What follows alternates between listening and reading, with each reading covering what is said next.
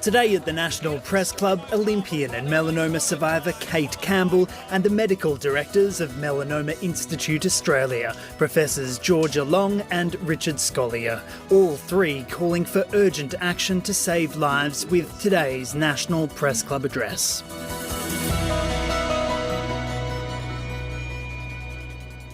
Good afternoon and welcome to the National Press Club of Australia here in Canberra for today's Westpac address.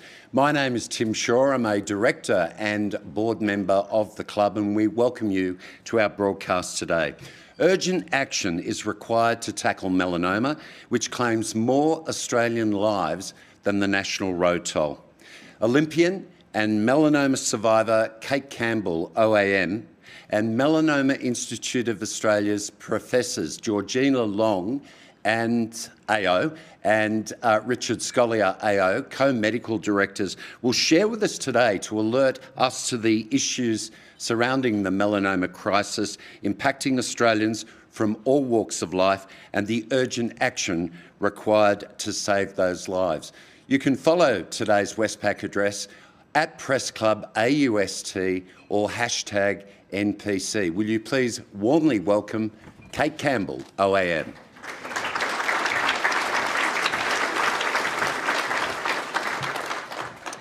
Thank you very much for having me. I would first like to acknowledge the traditional owners on the land on which we meet and pay my respects to their elders past, present and emerging.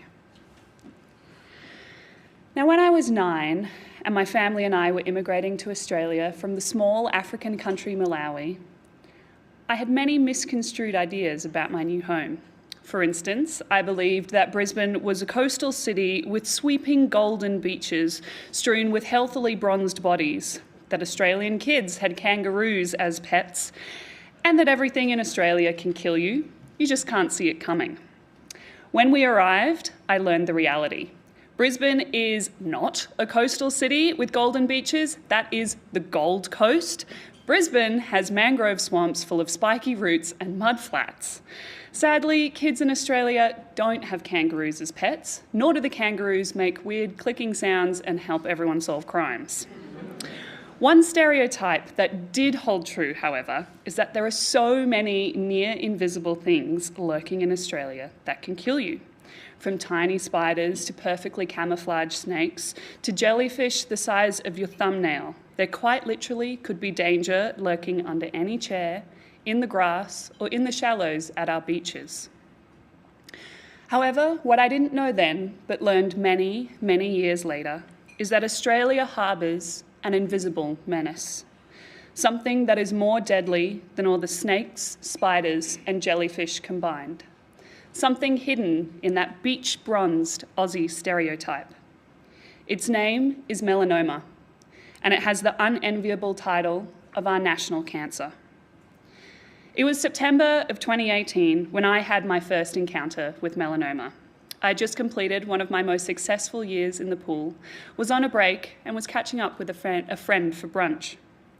Between mouthfuls of avocado and tasty morsels of gossip, I noticed a large scar running down his forearm.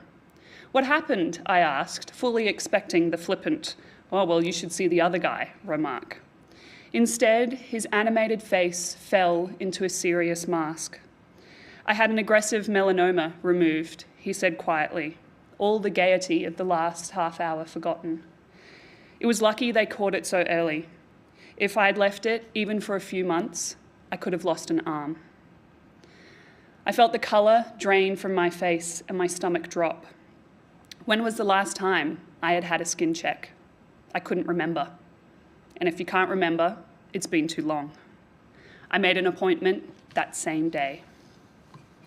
My dermatologist, Dr. Erin McMiniman, is a softly spoken, impeccable woman who radiates calm and reassurance. After examining me, she pointed to a mole on my upper outer right arm, explaining that despite my assurances I'd had the mole my whole life and hadn't noticed any changes, she wanted to take a biopsy, just to be safe. She would call in the next few days with the results. It was a grey and rainy afternoon and I, of course, was running late for my university tutorial. Flustered, I was trying to pay for parking when my phone rang. It was Dr. McMiniman. "I have good news and bad news," she said. The bad news is the mole has come back, and it's come back as a melanoma. Melanoma. I felt the air leave my lungs. It was as if someone had flicked a switch in my brain and time began to stretch and warp. My ears began to ring and my heart started to pound. Melanoma. Even I, with my limited knowledge of the medical world, knows what melanoma means. Cancer. My mind began to spin out of control and I immediately thought of all the things I was about to lose. My hair, my job, my health, my livelihood, my arm. What would happen if I lost my arm? Can I make it back as a Paralympic swimmer? But before I could begin planning that comeback as a Paralympian, thankfully, seeming from a long way away, Dr. McMiniman's voice gently pulled me back to the present. The good news, she said, is we've caught it early. It's stage 1. We just need you to come back in so we can take a wider margin of tissue from around the mole to make sure that we have all the cancer cells. I was booked in for surgery the next day and had all the cancerous cells removed.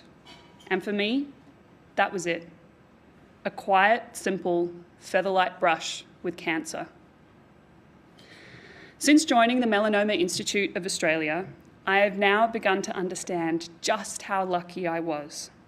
I have now met parents who have lost children, people who have lost their partners, young children who have lost their parents, and whole communities whose lives have been torn apart.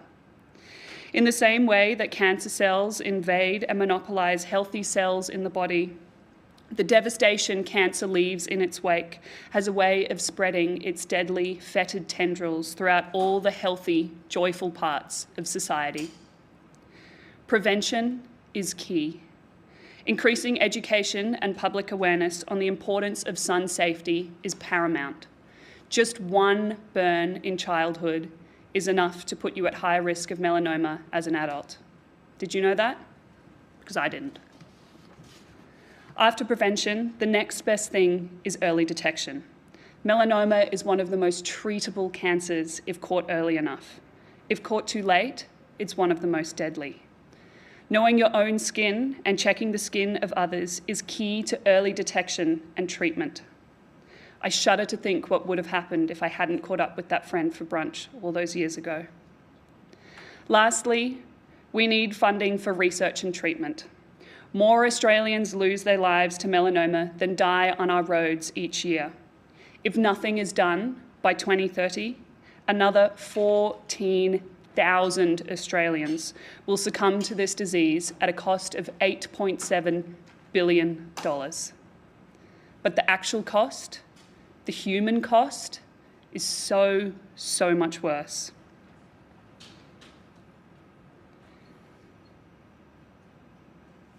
We simply cannot afford to lose that many parents, partners, friends, children, sisters, brothers, maybe potential Commonwealth Games gold medalists. Like our latest Commonwealth Games champion, 19-year-old Sam Short, who had a melanoma removed just 5 weeks before going on to take gold in the 1,500 metres freestyle. Thankfully, like Sam, I stand before you with nothing but a scar running down my arm, the only visible sign of my encounter with cancer. But there are many people in this room and thousands more across Australia who are not lucky to carry a visible scar from their encounter with melanoma. They carry the invisible, yet far more traumatic scars, the absence of lost ones, the destruction of futures, the permanent degradation of their health or the health of people they love. We need to make these invisible scars visible. We need to make the invisible dangers lurking not under our chairs and at our beaches, but in our everyday lives, visible and real. It's time. We need to change the way we think, talk, and act around sun safety. It's time to make the invisible visible.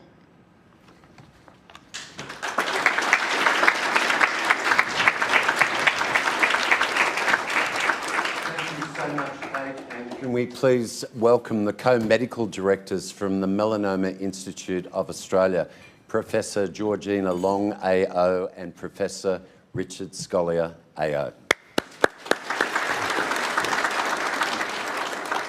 Thank you, Tim, and thank you, Kate, for sharing your personal insights.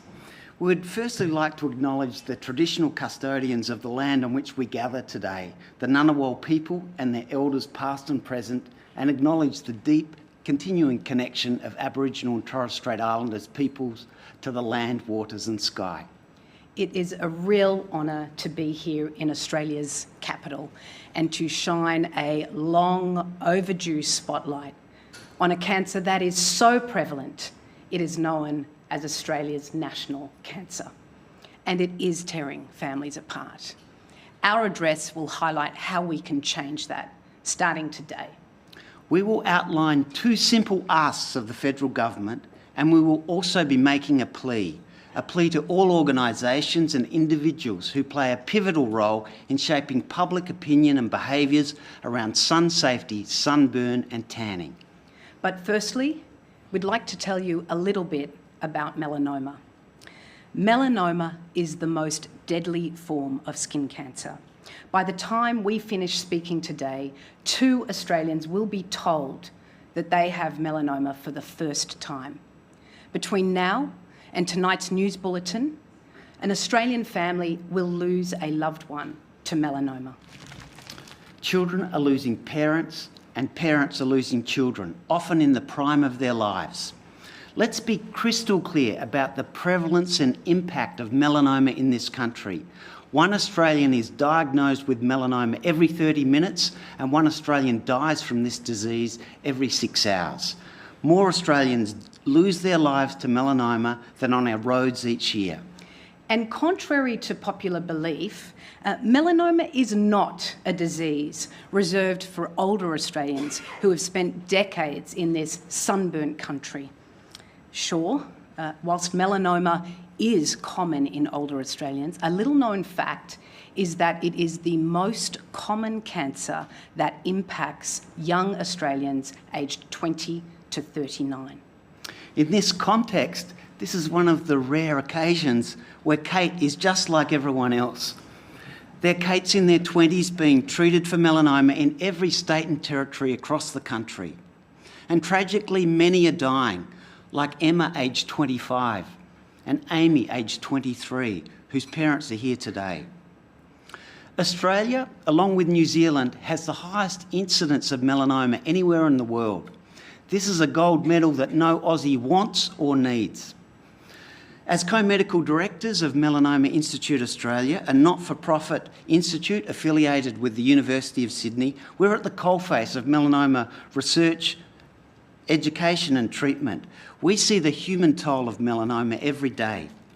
Many of my patients have what we call advanced melanoma. That is where the melanoma has spread to distant organs like the lung, the liver, the brain, the bone, and our conversations are very tough. There is often no certainty in outcome. Less than a decade ago, advanced melanoma was an almost certain death sentence. Patients with advanced melanoma would survive several months, if that. Then came targeted therapies, followed closely behind with immunotherapy. And immunotherapy is known as the penicillin moment in cancer treatment. And now, 50% of advanced melanoma patients are surviving well and thriving. They're essentially cured because of these new treatments. But what about the other 50% who do not respond to any of these new treatments? Which camp will the next person that I see initially diagnosed with advanced melanoma, what camp will they fall into? However, there is light at the end of the tunnel. Melanoma Institute Australia is at the forefront of global research and treatment breakthroughs, and of that we're extremely proud. We're working to personalise immunotherapy to match a patient's tumour biology with specific treatments which are more likely to work for them. And this personalised medicine looks set to transform the treatment of other cancers too. And in the future, in the next decade, we are confident that our research will lead us to our goal of 0 deaths from melanoma. But whilst Australia is leading the world in melanoma research and treatments, that's where the plaudits stop. As we all know, prevention is better than cure. It's Public Health 101. And melanoma is largely preventable. It's preventable by leading a sun-safe life. As a society, we have collectively dropped the ball in terms of preventing Australians from developing melanoma. Earlier this year, we released a landmark State of the Nation in Melanoma report. It estimated that unless critical action is taken today, that by 2030, 205,000 Australians will be diagnosed with melanoma, more than 14,000 Australians will lose their lives to this disease, there'll be more than 350,000 Australians living with melanoma, and it will cost the Australian community $8.7 billion. These figures are highly disturbing. If the predicted death toll alone is not a catalyst for change, then surely this huge economic burden is. Importantly, what the State of the Nation report also provides us with is a roadmap to significantly reduce this burden. For the first time, Australia has a clear plan, a blueprint for ridding ourselves of the unenviable title, Melanoma Capital of the World. State of the Nation details 25 separate recommendations for tackling the melanoma problem. And the onus is now on us collectively to implement these. During the federal election campaign, the then opposition, now government, committed $14.8 million for implementing one of the report's supportive care recommendations, establishing a national network of melanoma nurses. We look forward to working with the Albanese government to develop and launch this melanoma nurse network, and we thank the government for this important commitment. However, implementing the report's other key recommendations, specifically related to melanoma prevention, will take collaboration, commitment, and courage. But if we do, the positive dividends for the Australian health budget will be significant. State of the Nation calculates that the overall financial burden will reduce by 44%. So let's be courageous. So let's put preventing melanoma on the agenda. This is what we are shining a spotlight on today.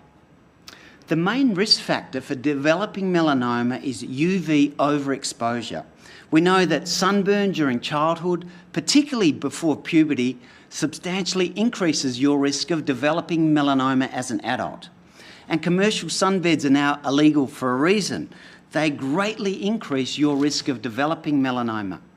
So live a sun-safe life and reduce your risk of developing melanoma.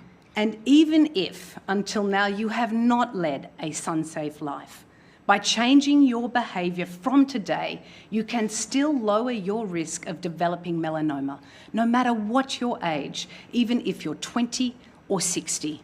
It sounds too simple, but it's true. Unless, of course, you live in a country like Australia, where sun exposure is everywhere. It permeates every aspect of our life, our schools, our work, our weekend hobbies, our sports.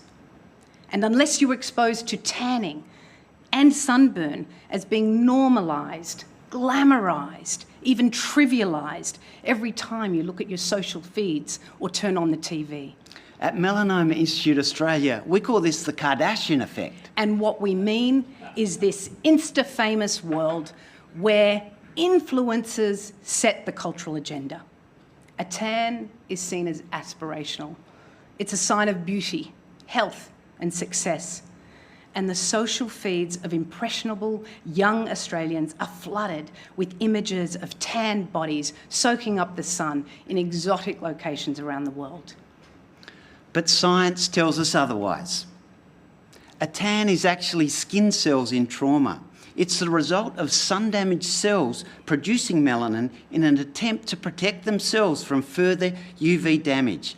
It's your body's own self-preservation mechanism. A tan is actually your skin sending an SOS. And from my point of view in clinic, when I'm trying to stop melanoma from progressing to the liver, the lung, the brain, a tan does not signify health and success. All I see is pain, heartache, and suffering. We need to do better. We need to urgently bolster sun safety as a cancer prevention message. We need to give it the public health prevalence it deserves. State of the Nation highlights improving sun safety as critical in the prevention of melanoma. And while it calls out the need for improvements in secondary schools and in workplace, it's the report's call for improvements in sun safety in sport and modernising the iconic Slip, Slop, Slap awareness campaign where we believe we can all make the biggest impact in terms of melanoma prevention. We all know how much Australians love their sports. Sports-mad kids pick up their gear every weekend and head to the cricket pitch, the footy field, the surf, the netball court, the tennis court. And have I missed anything else? And a passionate softball diamonds.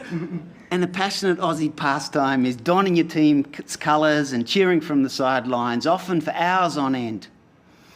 Like most Australians, we love our sport and we love the outdoors. But what is not good for you is overexposure to the sun's UV, which often comes hand in hand with sport. No one is immune to this. Even our most celebrated athletes and coaches are now living with the aftermath. You've already heard Kate's stories, and Sam's too, gold medalists in the pool, both with cancer diagnoses as young adults. Dual Rugby League and Rugby Union International, Ray Price and his wife Sandy are also here, both waging their own battles against melanoma. AFL legend Jared Ruffhead, whilst unable to join us today, has been vocal in sharing his melanoma journey. And we're delighted his oncologist, Professor Grant MacArthur, is in the audience.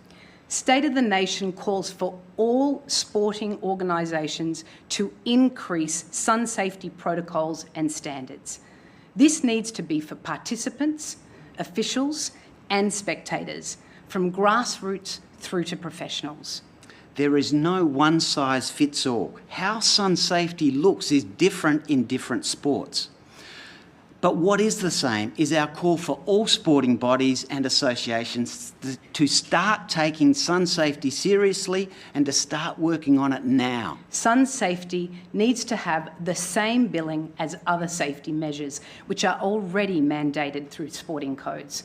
For example, helmets for cycling, softball, cricket, shin pads for soccer, life jackets and high-vis for water sports, and more recently, rules in contact sports have been changed to prevent concussion. All of these safety measures are here to protect athletes from injury now, but also to prevent them from debilitating medical conditions that can even be fatal in the future. Our call today is that sun safety is afforded the same respect. It's about protecting from sunburn now and preventing developing potentially deadly melanoma in years to come. And sun-safe strategies across sport can be as simple as swapping out a cap for a broad-brimmed hat, providing long-sleeved UPF 50+ playing kits, and ensuring sunscreen is applied and reapplied. Other simple strategies could be used to protect spectators and officials too, like moving games from outside the middle of the day, changing training times to early in the morning or later in the day, providing portable shade structures for the sidelines. No one sport is being singled out here. This is a sport-wide problem which requires a sport-wide solution. We need to recalibrate our sporting culture from grassroots levels right up to the very top. The first to answer our call following the recommendation in State of the Nation was the Australian Cricketers Association via CEO Todd Greenberg. Melanoma Institute Australia has already begun discussions with him about how we can work together on improving sun safety measures within the cricket community, including elevating the broad-brimmed floppy white hat to the same status as the baggy green. We need all sporting codes and peak sporting bodies to take action and ask themselves, what can we do to improve sun safety in our sport? Put it on the agenda for the next board meeting. We ask the community of sporting parents to raise your voices and ask your local sporting associations, what are we doing about sun safety? And we stand here today asking the same question of Australian sports administrators. We are calling for the establishment of a sun-safe sport initiative. It will be the key mechanism to elevate sun safety across all Australian sports at all levels, including professionals who are the role models for the next generation. And for a commitment from the federal government to kick off this initiative. Government can create the appropriate authority that will oversee and manage this sector-wide initiative. We would love it if in the not-so-distant future, all parents could confidently register their child into a sport or club that has the Sun Safe Sports stamp of approval. Also critical for the prevention of melanoma is improving community awareness about the importance of living a sun-safe life. The State of the Nation report identifies the urgent need for a modernised national awareness campaign targeting young Australians in particular. There is a whole generation of young Australians who we fear might have slipped through the sun safety net. Our most successful sun safety awareness campaign was the Slip, Slop, Slap. And this was in fact launched last century in 1981, the same year we were introduced to Swatch watches and the Walkman. The campaign ended around 2005 and was briefly reinstated only for the month of December last year. There's no doubting the impact of the Slip, Slop, Slap campaign on the generation of children and teens who are now middle-aged. But just as Apple Watches and AirPods have been taken over from Swatches and Walkmans, social media has taken over from TV, and influencers have clouded the sun safety message. Social media feeds are filled with tanned bodies. In fact, deeper the tan, the better. Their collective voices are loud, and we have sat on the sidelines in virtual silence. Last summer, the government committed $10 million and reran an animated Slip, Slop, Slap campaign. Whilst we were pleased to see a focus on awareness, to be brutally honest, from where we sit, we think the campaign missed the mark.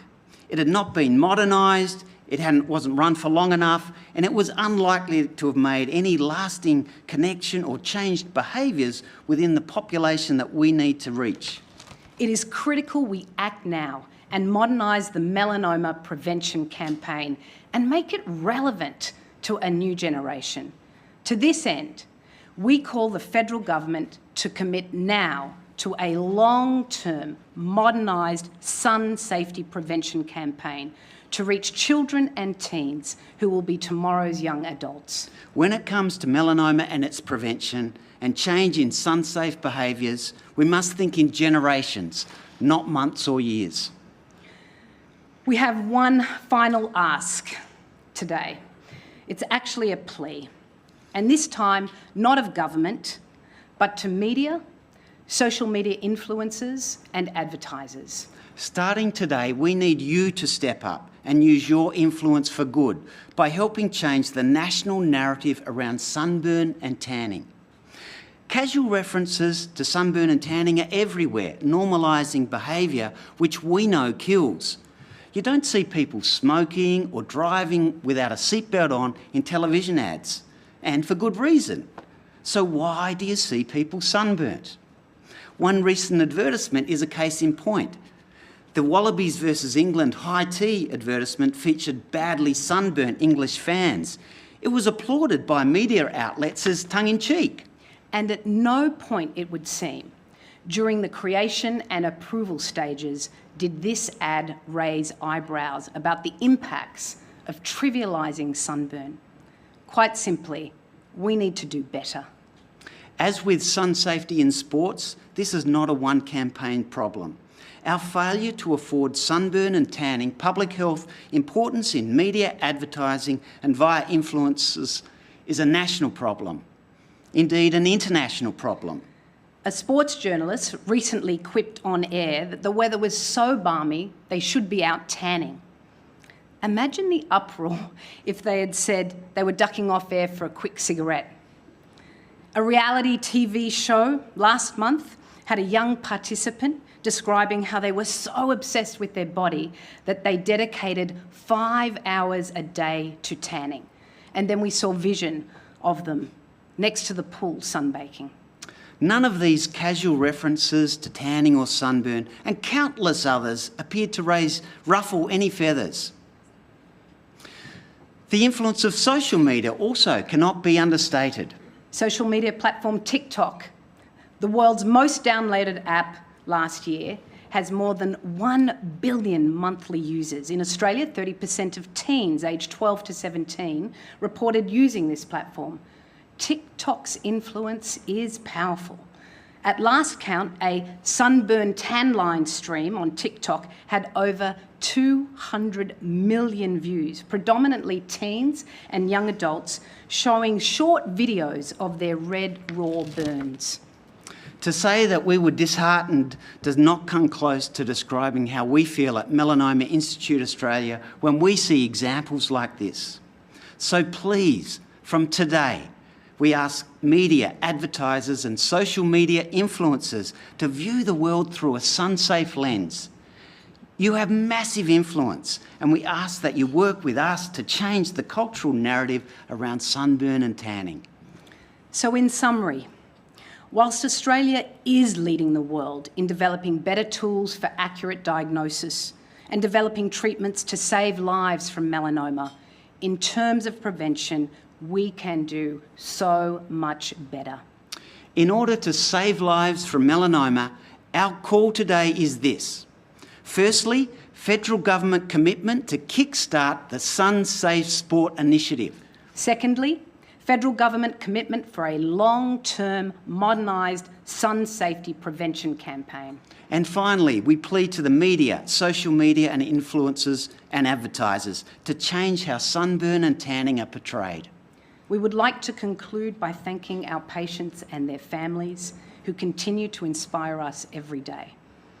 The patients we have lost, the families and friends who have lost loved ones, or who are significantly burdened by melanoma, and those currently undergoing treatment with no guarantee of a good outcome. But it is the Australians not yet diagnosed, but who will walk through our doors at Melanoma Institute Australia in the months and years ahead, who we have focused on today. Their lives will be forever changed by this deadly disease, unless we act now. Thank you. Thank you.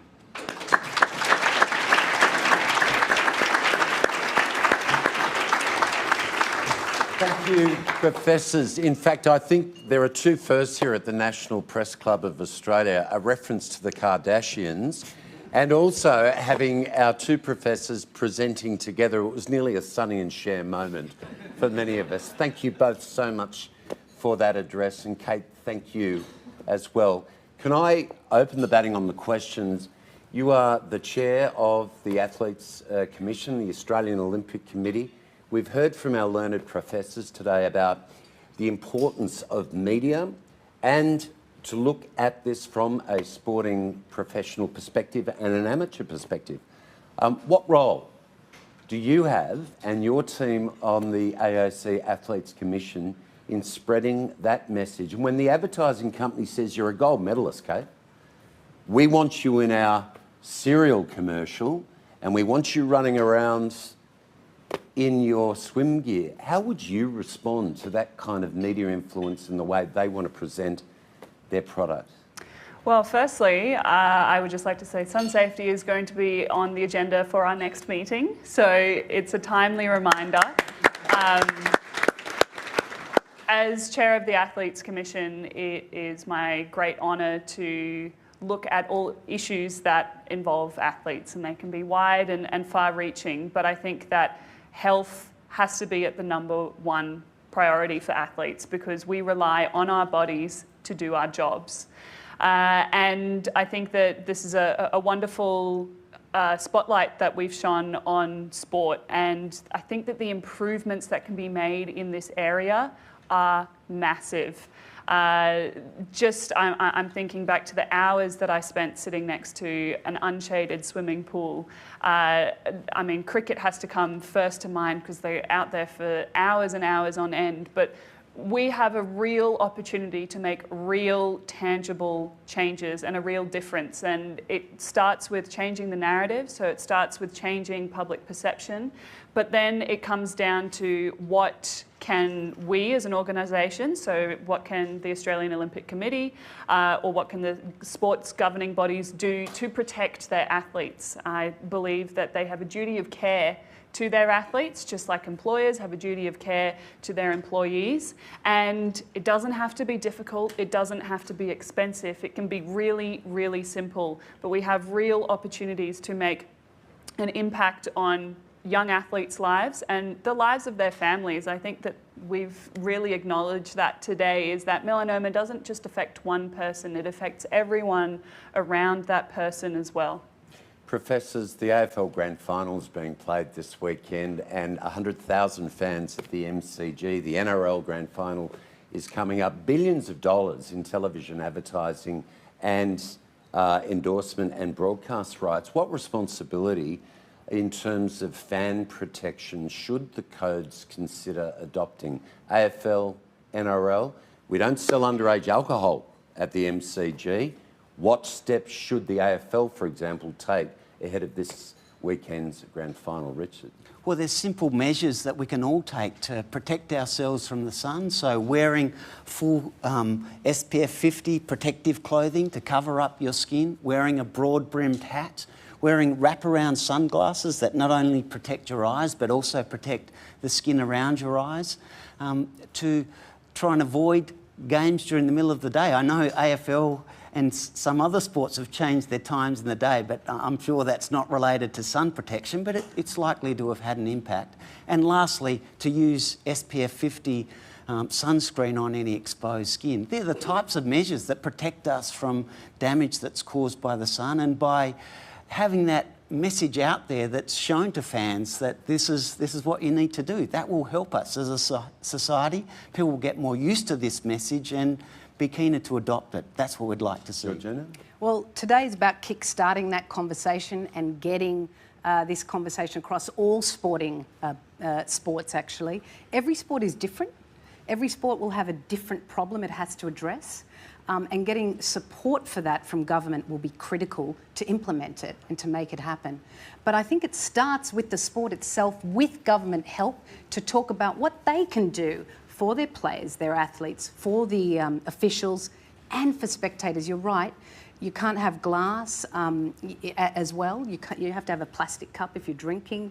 We have barricades so we don't get the stampede. Sun safety has to be up there with all those other rules or mandates for spectators. It just has to get on the agenda. It's like smoking.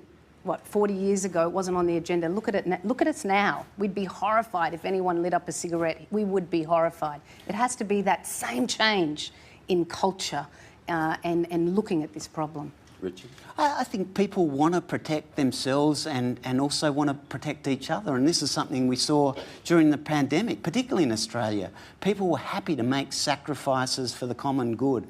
And if they understand the impact that this may have on them themselves down the future, I'm sure they'll be keen to adopt these practices. But as organisations and sporting leadership teams, that we need to work to provide them, to make that easy for them to follow these rules that we want to put in place. Let's go to questions from our working press. Anna Henderson. Anna Henderson from SBS and NITV. Thank you so much for your address today. I wanted to hear from all three of you, if possible, about what the best approach is to actually raising awareness at this point, given it's an increasingly urgent problem and there has been some malaise in public messaging. Is it time for more of a shocking campaign to be rolled out to show what the potential ramifications of having melanoma are? And should things like tanning products potentially have a warning on them in the same way that cigarettes do? Georgina? You raise a really good point. So I'll address the first part of it first. Actually, can you just repeat the first part? Because now I'm thinking tanning products and how we need to address that. The first part is what sort of yeah, we see with smoking. We're not the experts on how to achieve this. But just to give you a sense of it, the advertisement last December 2021, cost $10 million. And frankly, it was pathetic. It was pathetic. I don't think any young adult or teenager even knows it existed. So we need advice from experts in this on how to do this and do it well and get funding, federal funding to support this program that will change and augment as needed, but we need experts to advise us. I don't know if it's a shock tactic like we did with HIV back in the 80s, but if we get the best minds and put the funding behind it, we can come up with a sun safety awareness program that will infiltrate particularly our young people, our adolescents. There are studies that show nothing has changed in the last 4 decades for adolescents and sun safety behaviour. And I think to add, the other thing that we're calling for is this campaign is not just a one-off. It doesn't go for 1 month. It is a continuous campaign. It becomes part of our culture that we change attitudes around sun safety, tanning, and what people think about. Not glorifying having a tan. That's not the message that we want to see. And we want help from the community to change those attitudes. And do you think, sorry, Kate, before you answer, do you think that having a warning on tanning oils and things that you can buy in a shop which encourage tanning would have an impact? Well, we know that sunbeds, for example, they cause melanoma, so they're banned as a commercially. Can I jump in Yeah, quickly go, on this? So there's tanning products and there's tanning products. So when we say tanning products, we need to be specific. Yes. So we've got Not the fake fake tan. tanning. Yeah. So you're talking about oils that Yeah. promote a tan. Absolutely. It's like cigarettes. Yes, absolutely. That would be extremely helpful if oils that promote tanning have warnings on them that a tan from the sun can cause cancer. Then we've got the fake tanning products, which in our view, we would love to make it a world where everyone loves the skin they're in.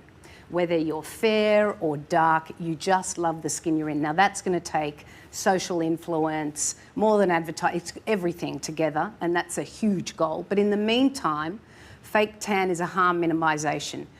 However, when you have a fake tan from a bottle, it doesn't protect you from the sun. You still need to cover up hats, glasses, clothing. So there are several multi-pronged, and we need to break it down with tanning products and attack each one individually. And I mean attack, because this is what we've got to do to actually get the message out there. We really have dropped the ball. And I think that on getting the message out there, the way that we get the message out there needs to change, and it needs to be very different to that iconic slip, slop, slap campaign. I think I can still sing that jingle because it was just the soundtrack to my childhood. But watching television commercials is not how young people consume media. It's not how they engage with health messages. We have seen the rise, and I know that you guys have spoken about it, of the influencer and how susceptible young people are to social campaigns. We need high-profile people who are aspirational to take this on board and take this message on board and to spread it. You know, someone who a young person looks at and thinks, wow, they're cool, I wish I could be like that. If they're spreading the message, then I think that we have a real chance of getting to the young people. I think also I've heard a lot of people start to talk about like the anti-aging properties of like the sun. Jump on board with that. Like, no one wants to be old these days, you know. And so, like, get the young people on board in that. You need to connect with them in a way that they are going to respond to. And I think that while we need to change the message, it's how we share that message that is going to really have an impact, because it's people who are able to connect with what we're telling them that's going to change behaviours, which is ultimately what we want to see. And ultimately, we want to see those changes in young people, the young generation coming through, because that's where we'll have the biggest impact as a society. Yeah, we've got to take every ammunition we've got. The ageing one's a good one, along with the messages. I mean, you can pick an Australian when you go overseas. They literally look a decade or 15 years older than their counterpart in Europe. That's a fact. So there are all these little things that we could do, but I'm not the expert, we're not the experts, but we would hope that we could get some funding, federal support to get behind this and create a message that will evolve and change and react, but get it out there. Thank you. Just in terms of advertising standards, there are advertising standards for certain commercials that cannot go to air unless they meet those standards. Should we be incorporating safe standards in terms of representation of elements of the sun? Yes or no? Yes. It makes sense to do it, yes. Kate? Yes. Have you ever had a short answer with a politician on the couch like that? Not very often. Our next question comes from Tracy Holmes from the ABC's The Ticket. Yeah, Tracy Holmes, ABC. Kate, my question is for you. It's great you've already got this subject onto the agenda for the next committee meeting. You're one of the leaders in sport at the moment, and sport is confronted with all sorts of challenges. We've seen another horrendous story in the media today, another AFL racism story. You mentioned previously you came from the small country of Malawi. We know that in Malawi, people who are white are treated very differently to people who are black, and yet we see that in sport here as well.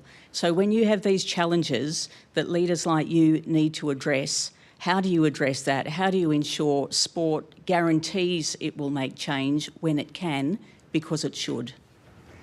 I think sport has a real opportunity in that it reaches and touches so many people from so many backgrounds. In some ways, it's like this universal language that we can all speak, and therefore I think that we have a responsibility to champion causes, because we might be able to reach someone that doesn't turn on their TV for anything else. There are obviously very, very many issues that need to be addressed, but I would say that those issues are not unique to sport. I think that the issues that arise in sport are the issues that are mirrored in society. And quite often we see sport take the lead in addressing these because we can do it in a smaller scale, and then hopefully that creates change and the ripple effects move outwards. I think there are, how do you make systemic change is a multifaceted question. I really like the idea of people taking personal responsibility and making the most of their opportunity. But then we also need changes that come from our governance, so the national sporting bodies, and then the government as well. One of the wonderful things about sport is that, in general, I do find it a very accepting place for a lot of people. I joined my local swim club as a way of making friends and meeting new people in this country where I didn't know a single person. Yes, I spoke the language, and yes, I looked like most of the people around me, and I recognised my privilege there. But I think that one of the best things that sport gives to society is this sense of community. And just the fact that we are seeing national outrage on this case of racism is a positive step and shows that we're moving in the right direction. And I would call on all national sporting bodies to have a look and really understand the level of influence that they have over society and make changes from there. And then athletes, get on your social media. We're followed by so many thousands of people. So many people look up to us as role models. You have more power than you think you do. And if you see something, do something. If you see something that you don't agree with, do something about it. So I think that there are lots of ways, and it's a very big question, and I'm not sure that I am really qualified to give the full answer to it. But I believe that each and every person has more power than they think they do, and then national sporting bodies have a responsibility to spread that message, because it goes far and wide out into communities. Thank you. Thank you, Tracy. Our next question comes from Sam Short, Australian Commonwealth Games champion. Sam, welcome to the National Press Club. Hey, thank you. My question is, I've been in the sun most of my life. Me and all my mates did surf lifesaving. I've always been the guy carrying around the sunscreen because my parents made me and putting it all over myself. And then I'm the first one. My friends kind of didn't. I was the first one out of all of them to, get melanoma. I was only 18. I want to, no melanoma in my family. Why was me as an Australian young one who has a pretty good sun safety routine get it before, other people when they're young that have none at all? Georgina? Yeah, that's a good question, and that's what a lot of my patients say. Why me? I hung around everybody else who behaved the same way. Why did I get it? And it is multifactorial. And you may not have a family history of melanoma, but it is multifactorial, and there is a genetic susceptibility, not a specific one, just the mix of your genes that may make you more susceptible. It's the luck of the draw of the genes you were born with. But what I can say is that starting now and being sun safe, even though you feel you were sun safe from 0 to 18, sunscreen does a certain amount. You've got to reapply it. I'm not saying you didn't, but clothing and shade structures, there are systemic things that are not on your shoulders. They're on all of our shoulders that can improve it for all our young Australians. So increasing the shade structures, putting surf lifesavers, they've now got the nice shade structures. I remember growing up, they didn't have those shade structures. The poor surf lifesavers were out there with that board and the thing to save people without the shade structure. So there's a lot of systemic things that we can do to protect our young people so that we don't have another Sam in another 18 years' time. And there's no test we can do to say why that person got it and that person didn't. But I can tell you, if your friends spent their first 18 years with you, they're still at risk and they need to know the skin they're in. That's what I would say to that. Richard? I was going to add the same words as Georgina. That's such an important message for all Australians, to know the skin you're in. If you see a change on your skin, go and seek medical attention, because we know if melanoma is detected early, treated appropriately, most people will be cured. So early detection is a key message. And I guess, as Georgina highlighted, Sam, the other important thing is you've now got a marker that you have a susceptibility to develop skin cancer. So you need to keep a close eye on your skin to detect any new ones that might come up. Yep. And spread the word to your friends. Yeah, I definitely. Keep an eye. They've got to keep an eye on their own skin. Yep. Kate, we remember Kathy Freeman, 400 metres, running in that extraordinary race outfit. To Sam's point, where we see Surf Lifesaving, we see the red and the yellow, are we needing our national surf lifesaving organisations to have a sun-safe, sun-smart message as well on that uniform? Should it extend to that? Yeah, I think that making people aware of it consistently. I mean, how often do you go to the beach and 4 or 5 hours have passed and you're like, oh my gosh, I've been in the sun all the time. Have I reapplied sunscreen? I mean, you're out there, you're having a good time, but making people consistently aware of it. Why can we not provide sunscreen at all of those surf life-saving flags at the beach? Why are we not sort of normalising getting a shade structure? I mean, we have a wonderful new one called Cool Cabana, which has just come out of Noosa, and I now have one, and I never go to the beach without it, because it means that I can prolong my stay at the beach, because I know that I am able to retreat from the sun and seek shade. And the Slip Slop Slap campaign was really good, but it didn't tell us that that sunscreen alone isn't enough, that we need to seek shade. We need to avoid exposure at those really warm times of the day. I think it's really interesting saying that we've put a lot of sport in the afternoons and the evening for television. Women's sport doesn't fall during prime time. They're still playing in the middle of the day. We need to do more to protect those young female athletes, because they are going out and getting the full brunt of the sunscreen, because they don't have the luxury of being in high demand for those prime time viewing. Because you're right, the prime time viewing wasn't because we were like, oh, let's protect our athletes and spectators. It was like, oh, where can we get the most advertising dollars? And so, there are lots of ways that we can still do better and be better, and look at ways that we can protect young people out in the sun. Georgia? Yeah, I was going to say uniforms are another great example. I mean, they're just not good enough. I'm not going to single out any sport, because I can think of an example in every sport where the uniforms need to be better. There's no hats, and I will say the beach Sun Life Savers, what do we call it? There's a name for it. Nippers. Little hats that don't cover your skin, singlets. I know there are some efforts to change that, but it needs to be mandated. A lot of the kids out there are primary school age. It needs to be mandated. And so that you're not the only one with your sunscreen and your long sleeve shirt. And there can be really fantastic, Kathy Freeman's outfit is fantastic, sun protection. And very and fast. And made her fast. So iconic. And the materials are getting better. So we have to have a cultural shift that this is what the norm is. It is not normal to be in a dining room and have someone light up. It is not normal to be playing your sport in a skimpy, small, singlet, tiny sports outfit, especially for the grassroots and our amateur. It's just where they are in the middle of the day. It's just not on. It's unacceptable. Our next question is from Nick Stewart from the Canberra Times. Thanks very much. A terrific, short, sharp and actionable request, first of all, which was to establish a melanoma institute, I think.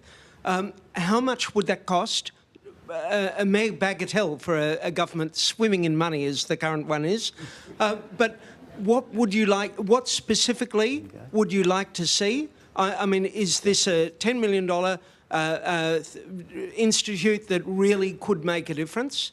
And the second question is, how long do you... it's great to know that Cricket Australia were very quick to get in touch with you. How long will it be before we swap the baggy green for the floppy green? Would that make a difference? Is that symbolic enough? And which were the sports that you had expected to get a call from and you haven't? Wow. Let's go to Richard on the sports. Who should have called you at the Melanoma Institute of Australia? There's a lot in that question. Yes. Well, we've reached out to many sports at all levels. So softball, I know Softball New South Wales are here today, volleyball, surf lifesaving, swimming, cricket, AFL, AFLW, netball, the whole range of sports. But cricket, the Australian Cricketers Association were the first ones who got in touch with us, and Todd Greenberg has been working with us at MAA and exploring ways that we can improve sun safety across cricket at all levels. And one suggestion has been that elevating the floppy, baggy, floppy white hat to the same level as the baggy green. And just imagine it at a presentation ceremony, the first day of a test match, a new Australian cricketer is not just given his baggy green, but is given a floppy white hat at the same time. The impact that would have on young people, young cricketers, these icons that they look up to, that they'll see that as something that they're happy to wear. So You can do it tomorrow. Tomorrow. You asked when, let's do it tomorrow. Let's get that floppy white tomorrow. It's not our decision, it'll be Cricket Australia, but that can be a call. Georgina, how much money for that recurrent funding that you both referenced in your speech, and controversially, should it come from some of the player registration fees?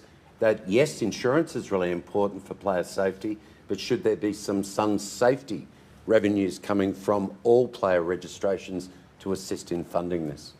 I don't think we're in a position to say how the sport itself will conduct itself.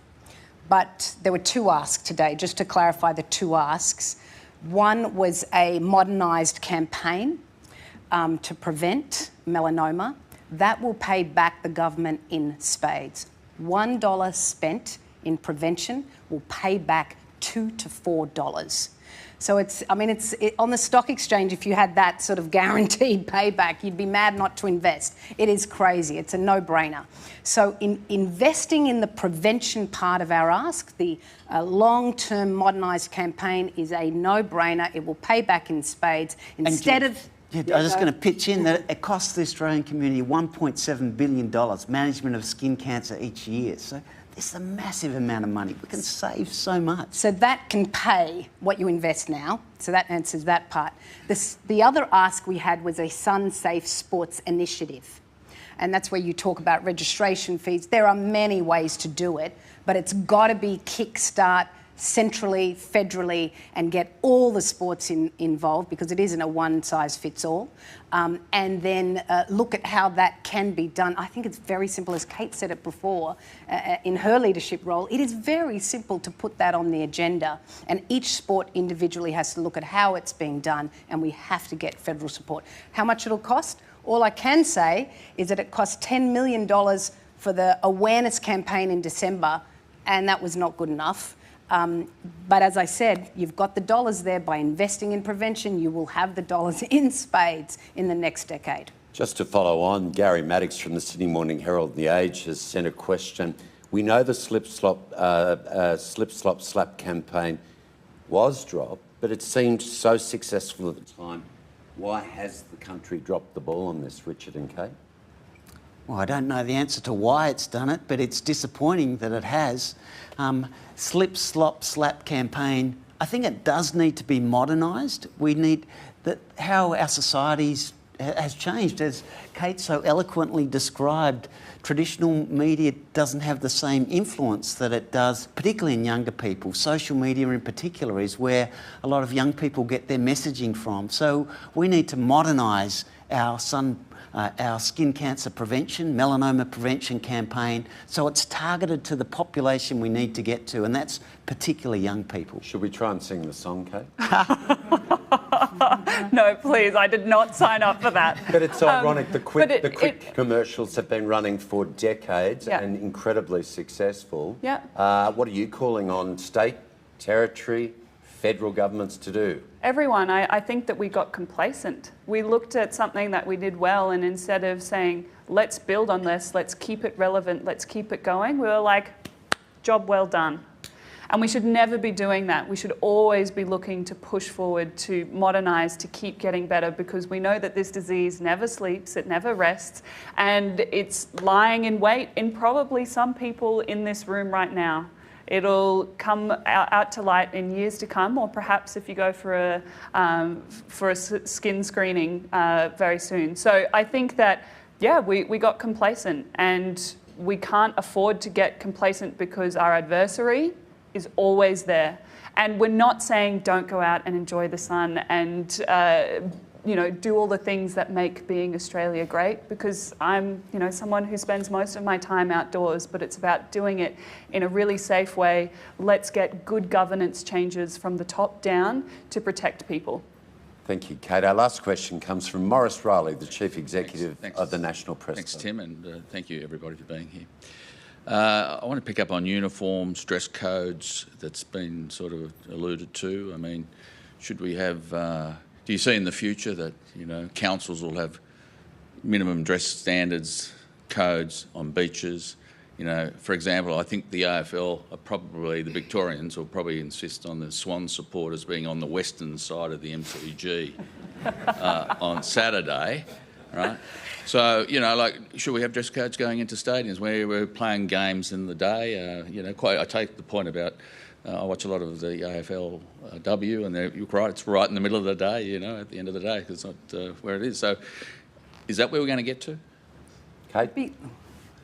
Yeah, I think that it's a really simple, easy, positive step. I think the wonderful thing about this is that we're not asking for really massive changes. They're really, really simple things that can be implemented from the ground up. It's about changing norms, right?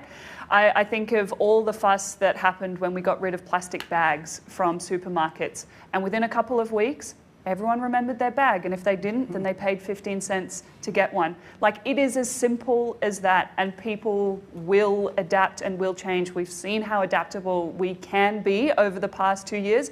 We're not asking for big changes like that. It's about shifting the goalposts, if we want a sporting analogy, but it's about changing the norms, and it can happen right from grassroots, but it needs to happen from the top down as well. Georgina? I was going to say organised sports is the place to encode it, and that will also have the secondary benefit of increasing awareness. And so, you can go down to any beach in Sydney, for example, and it's just everybody's just there with their bare skin showing.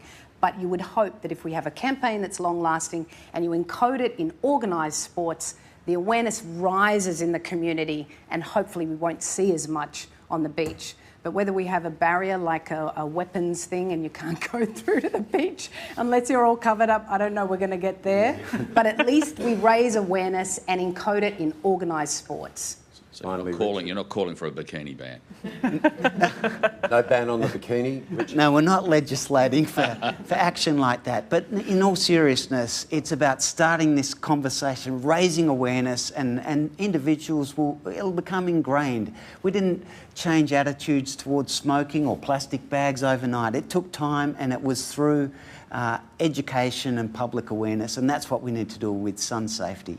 And wearing a UV wristband, which I'm sporting today. If you want to know more, melanoma.org.au. Will you please thank so much our guests today, Professor Georgina Long, AO, Professor Richard Scolly, AO, and Cate Campbell, OAM. And we have a gift for you. It's a gift of membership here to the National Press Club. It'll even get you in the car park. Thank you again for being here. And don't forget, everyone at home, slip, slop and slap. Thank you very much. Thank you, Georgina. Thank you. That was fabulous. That was you. Thank you, Richard. That was fantastic. Thank you very much, Tim. Thanks, Kate.